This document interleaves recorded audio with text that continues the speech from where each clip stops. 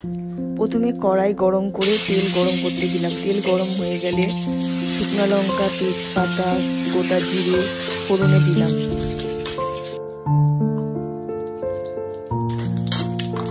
তারপর পেঁয়াজ কুচি, লঙ্কা কুচি দিয়ে দিলাম। সেটা ভালো করে ভেজে নিলাম।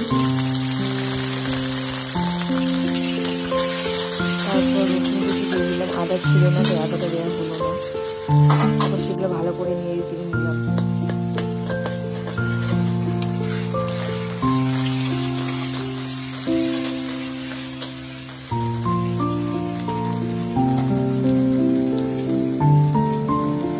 তারপর 1 চামচ লবণ দিলাম, 1 চামচ হলুদ গুঁড়ো, লঙ্কার গুঁড়ো, ধনে গুঁড়ো, জিরার গুঁড়ো সব দিয়ে দিলাম।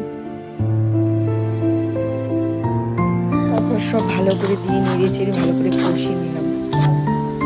প্রথমে চালটাকে ধুয়ে আমি জল দিয়ে রাখছিলাম, সেই চালগুলোকে ছেড়ে দিলাম মশলার মধ্যে।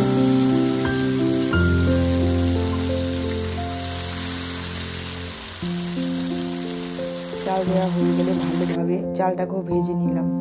যতক্ষণ না ভাজা হয় ততক্ষণ ভাজতেই থাকলাম।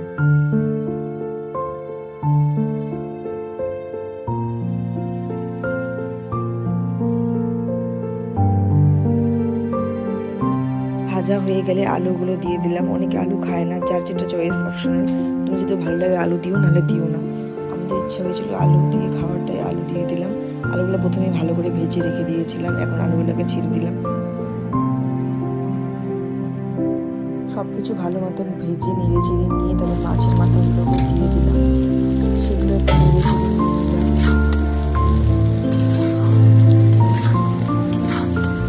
ভালো করে নাড়াচাড়া হয়ে গেলে জল দিয়ে দিলাম পরিমাণ মতো। চালটা ভালোভাবে সিদ্ধ হয়ে যায়। আমি টোটাল 4 কাপ জল দিয়েছি সিদ্ধ হওয়ার জন্য।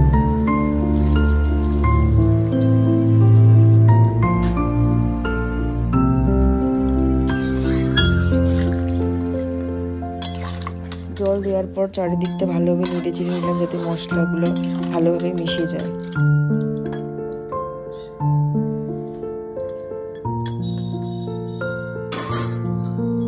তারপর ঢাকা দিয়ে দেবো সিদ্ধ হওয়ার জন্য। ঢাকনা খুলে দেখবো জলটা শুকিয়েছে কিনা। জলটা শুকানো অবধি গ্যাসটাকে মিডিয়াম ফ্লেমেই রাখবো, যতক্ষণ না শুকায়। গ্যাসটা এভাবে রেখে দিব।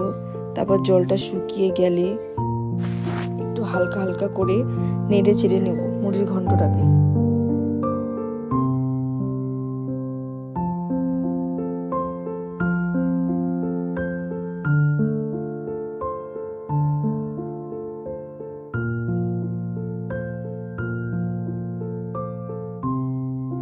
জলটা শুকিয়ে গেলে তারপর নামিয়ে নেব মুড়ির ঘন্টটাকে।